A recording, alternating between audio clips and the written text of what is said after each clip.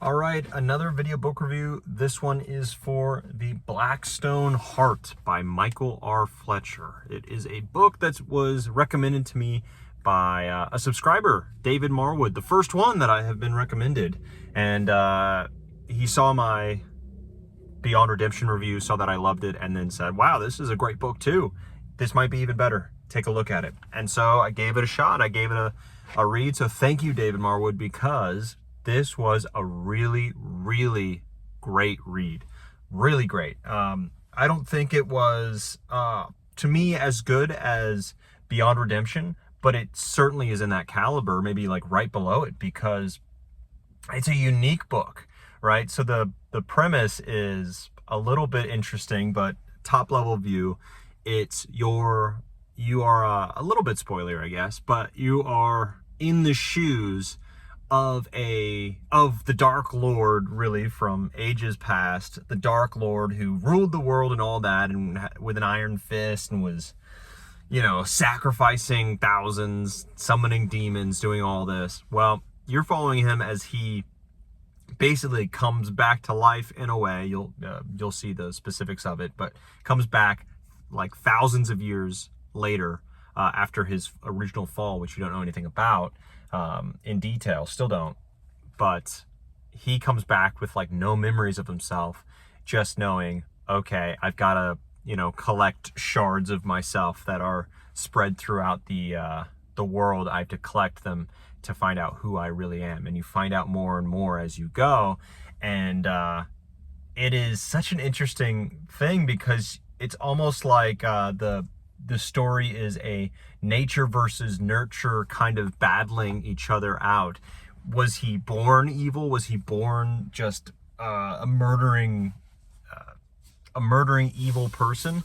Or did that come from his life, really? And you really explore that dance throughout the book. And you have so many interesting characters throughout this book as well. And you go on such an odyssey, and so many things happen, but it's a short runtime, really, of the book. It's not the biggest of books. In total, it was like a 4-hour read.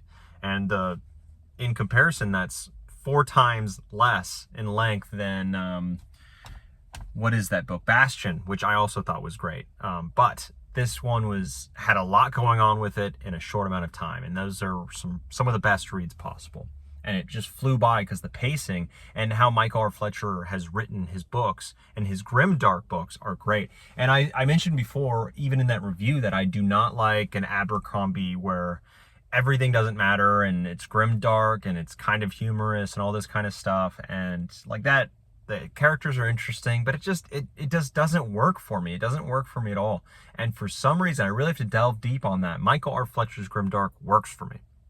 It's just so interesting, and it feels like you're exploring morality every time you read his books.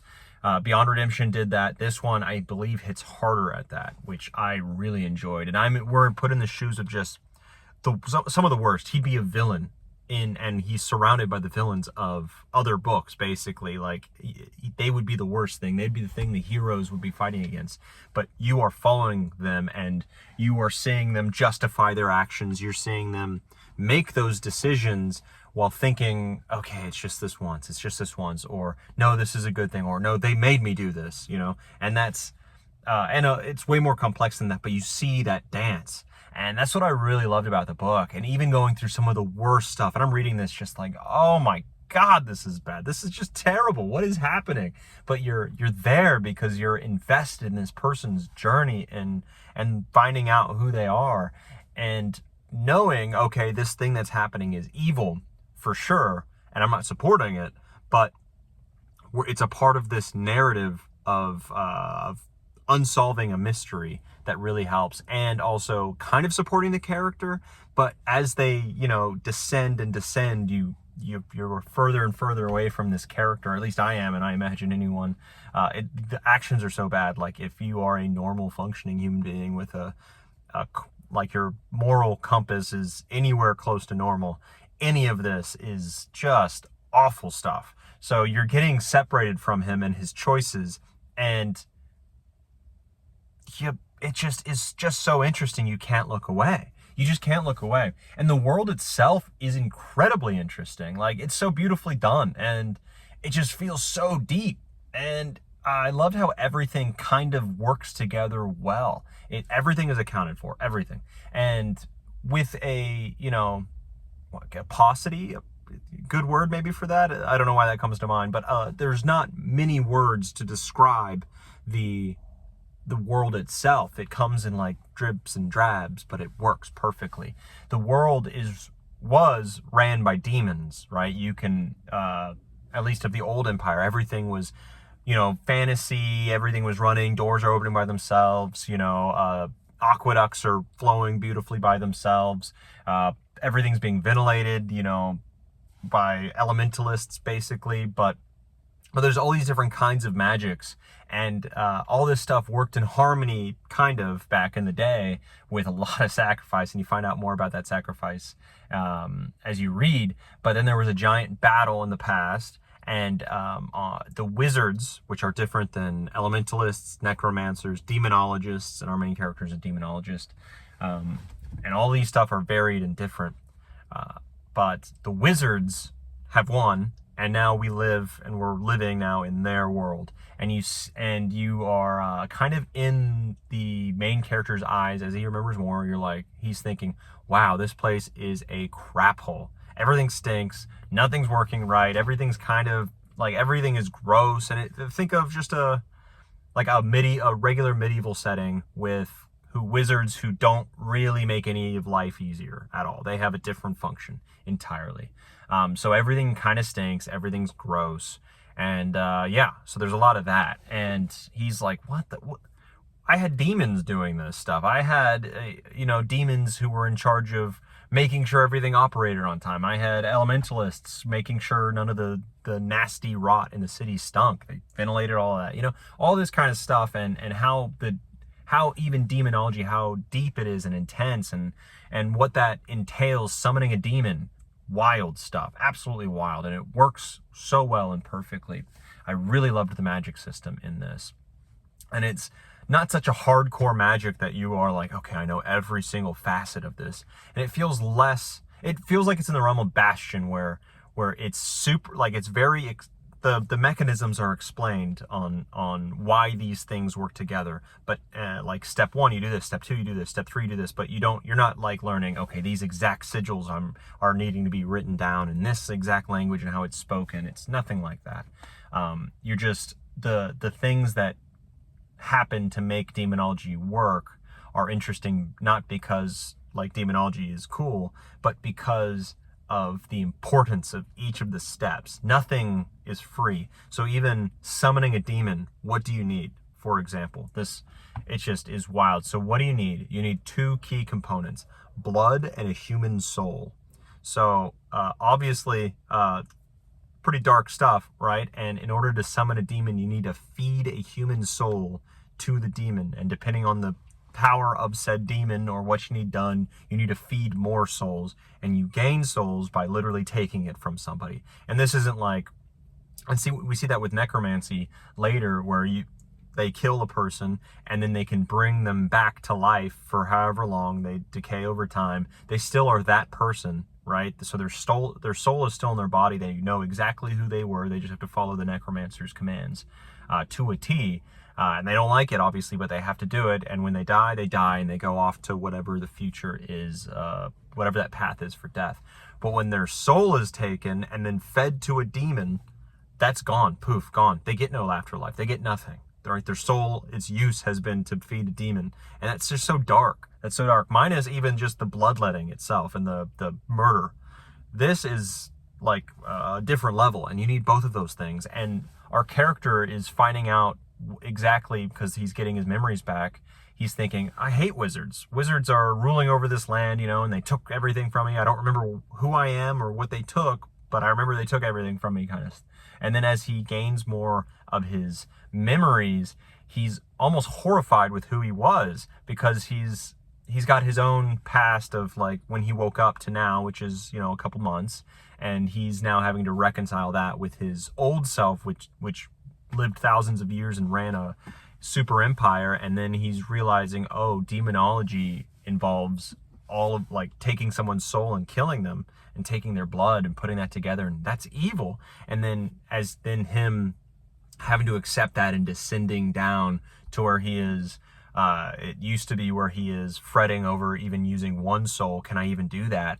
And then almost like an addiction where you use it once and then you justify that, and then you justify again, and then more and more, now 5 souls, now 10 souls. And after so many, a soul is just a number, right?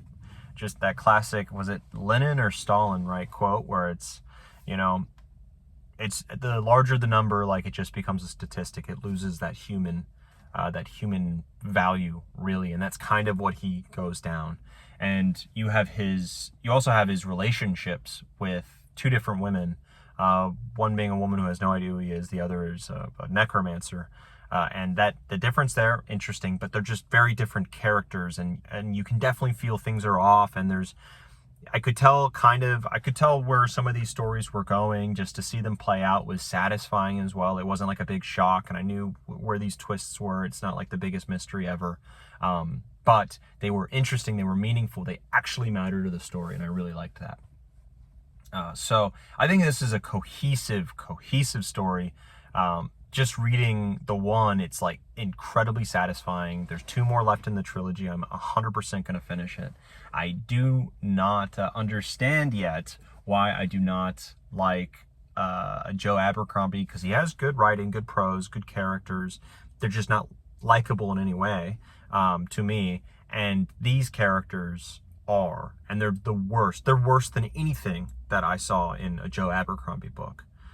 And that was the same in a lot of ways as in Beyond Redemption. None of those characters, like the beauty of that book a lot was the creativity and then the core trio that worked so beautifully well together. This is a different beast. It doesn't tackle the same thing. The creativity is massive, right, and beautifully done, but the strength of the character and the relationships that he makes and the mystery and all of this, that's what runs this story. And it's just so fantastic. Michael R. Fletcher, 2 books out of 2 have been, fantastic. Absolutely just superb. I still think Beyond Redemption, I would have to read them again. Thinking back at it, they might be pretty close, but thinking back and after talking about it as I do often, they're very similar in quality, but I really like that relationship in the first, in that Beyond Redemption book. And I've yet to read on to the next books in that series, which I might now. I just ended up losing that in my TBR, the sea of books in the TBR. And if you read books, many books, you know exactly what I mean by that. But he's just such an engaging author, and everything is just works so well together, even when it's like you feel like you need to take a shower after almost every chapter. Just something gross happens, something morally gross, something physically gross. Together, they usually work together.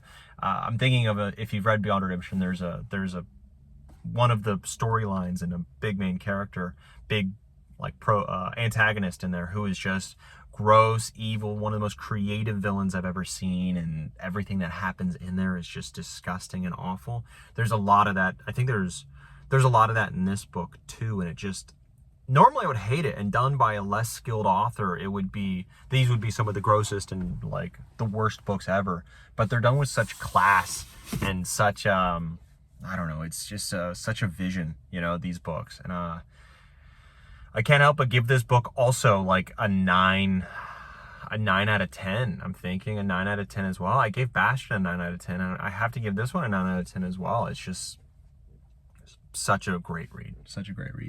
So I started this thinking it's just below Bastion, but now they're the same right now to me, and it might then be better than Bastion because it is 4 times shorter and you can get it knocked out. But who knows? Those thoughts will have to be saved for my end of the year list, which is going to be an interesting thing to kind of rank stack. But anyways, that's a question for a later time. 9 out of 10. Michael R. Fletcher, great author. Black Stoneheart, great book. And so thank you, David Marwood, for turning me on to this book and this series, this trilogy. And I can't wait to read more. So on to the next book.